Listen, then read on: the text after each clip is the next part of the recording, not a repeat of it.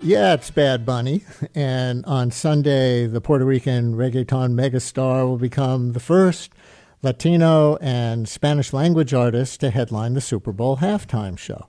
But he's not the first to represent that small but mighty island on the world stage. From athletes to activists, Puerto Rico has a rich history of champions bringing pride to their people. As we look forward to Bad Bunny's history-making performance this weekend, we'll preview the new season of La Brega, a podcast that tells stories of the Puerto Rican experience.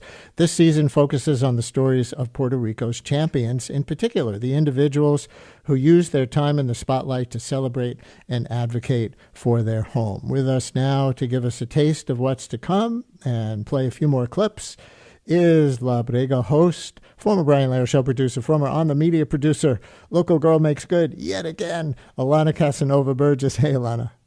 Hi, Brian. Episode 1 is already out. It focuses on a specific date, January 24th, 2022. What happened on that day? Oh, boy. Okay, so we all wake up and we see these pictures of a statue in Old San Juan that's been knocked to the ground. And it's a statue of Juan Ponce de Leon. He was a Spanish conquistador. He was the first governor of Puerto Rico, but, a pretty violent guy. And that day, the King of Spain was coming, right? The real King of Spain. And so, instead of kind of packing up these two pieces of this broken colonizer away and saying, we'll deal with this another time, it's not a huge priority for us, the mayor of San Juan said, no, the king is coming by 5:45 p.m. today. We'll have the statue right back up. So the episode follows this just absurd, surreal day where we were all following online, like, are they going to do it?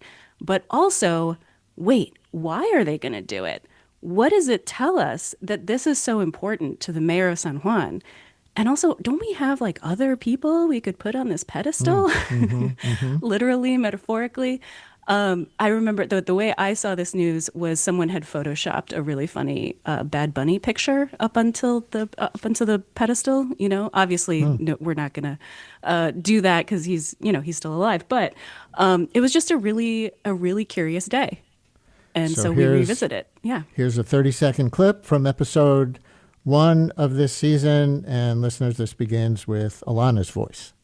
Someone, it seemed likely that it was a municipal employee, had recorded an 8-second video that I can only describe as art.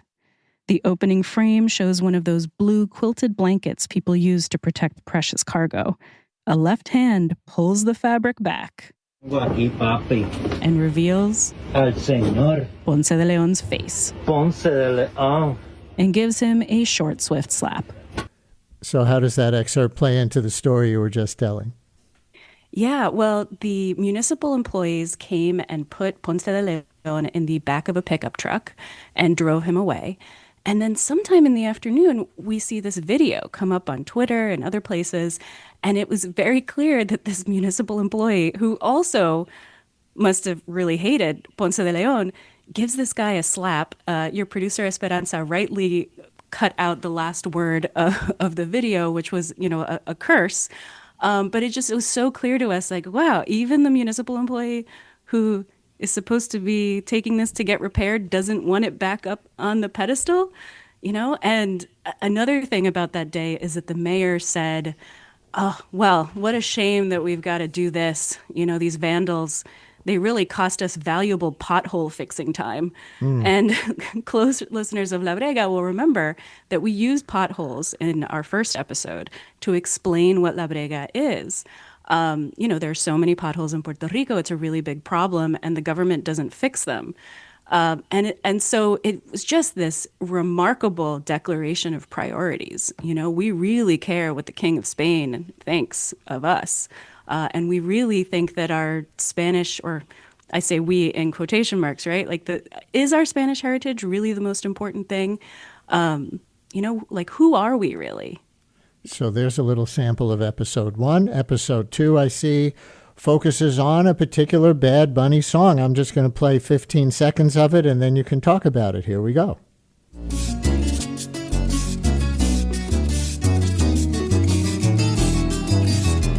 Cuidado, Luis.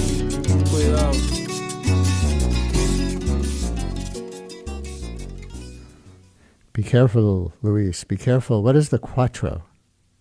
Yeah, the cuatro puertorriqueño is our national instrument. And we wanted to focus on the cuatro because not only is it featured in Lo que le pasó a Hawaii, which is the song that we were just hearing there, but it's really remarkable that, a colony has a national instrument. I think that's a real declaration of pride. But the cuatro has this, it's sort of a guitar mandolin hybrid, and it's a very particular sound. The Cuidao Luis Cuidao is that's Bad Bunny speaking to Luis Sanz, who is the cuatrista who you hear playing that solo. And we spoke to him about that experience of playing the solo because he shows up at a music studio in 2024. He doesn't know who's hired him, but he's an extremely accomplished cuatrista. And he shows up and it's Bad Bunny, right? And like, oh my God, is Bad Bunny wants me to play a cuatro solo? And the instruction there was play the cuatro as though it's bleeding out. Play it as though it's dying. And that song is about, comparing Puerto Rico to Hawaii, right? The loss of cultural identity, the gentrification that happens. And it's sort of a warning against being a state. But the way of putting it like that, like don't let your cuatro die. Don't let this cultural expression that's so unique to us bleed out.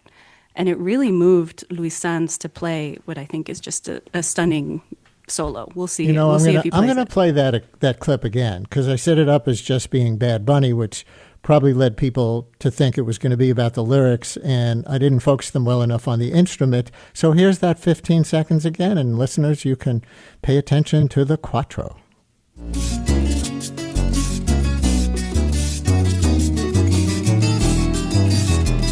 Cuidado, Luis. Cuidado.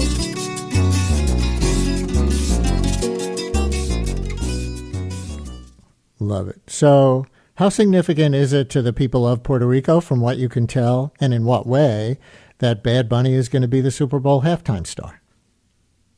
Well, I mean, we just had the Grammys, right? And I can tell you the explosion of pride from him winning Album of the Year was just, it's so palpable. It's like watching your cousin, on stage winning that award. It's just incredible. And I was watching and I was so frustrated by the fact, and, Trevor Noah made this explicit, because of the way he's under contract to the Super Bowl, he couldn't perform at the Grammys. I know, and he was trying to goad him into singing his lyrics. I thought that was great.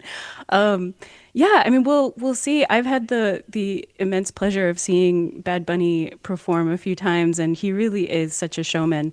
He's such a performer, and I'm curious what kind of political messaging is going to come out of it.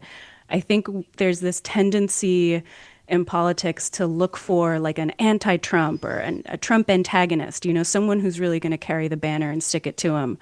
And I don't know that our guy Benito is, he's a musician. He's there to perform, and we'll have to see what he says. But I'm trying to not expect, too much from him, I guess. He did at the Grammys the first time he got on stage. He said "Ice Out." He did, yeah. And I think that's something that's really important to him. Dominicans living in Puerto Rico have been rounded up in these ICE raids. He's spoken about this before in Spanish, and maybe it didn't get as much attention. But this is something that is really important to him. But he's also a guy who sings about dancing. He's both things. So I just think I hope we can have just a really good time. I've been struck by the videos of people enjoying Bad Bunny as I doom scroll compared to the videos of ICE agents dragging people through the snow. It's just two very different visions of like a world we can live in. We have time for you to talk about one more of your champions from this season of La Brega. Tell us about Isabel Gonzalez. Oh, yeah. Well, this is a New York story. Isabel was very young. I think she was 21 when she came to New York in 1902. She was pregnant. She was just a few weeks away from giving birth, and she was turned away at Ellis Island. Now, Puerto Rico was already a colony of the United States at that time, had been invaded 4 years before that. But the agents at Ellis Island said, you are likely to be a public charge, right? You are an immigrant we do not want here. And Isabel said, well, hold on, like United States has invaded my country and I'm not allowed to come to yours. And she took her fight to the Supreme Court. And you'll have to listen to the episode. She doesn't exactly win, but her case for inclusion, I think, really tells us something about how the U.S. has kept Puerto Rico at an arm's length, maybe more than a few arms. So just tell people how they can hear this season of La Brega. Is it just wherever you get your podcasts? It sure is. You can also, you can go to Apple. We're on YouTube. We'll also be on the media this weekend and Latino USA. So, you can catch us in a few places. And if you are listening in Puerto Rico, we are on the radio in 4 stations for the next 8 weeks in Puerto Rico, which, as a radio girl at heart, I'm super excited about. That is super cool. As we leave it there with Alana Casanova-Burgess, host of Futuro Studios podcast, La Brega. Thanks as always, Alana. Thank you, Brian.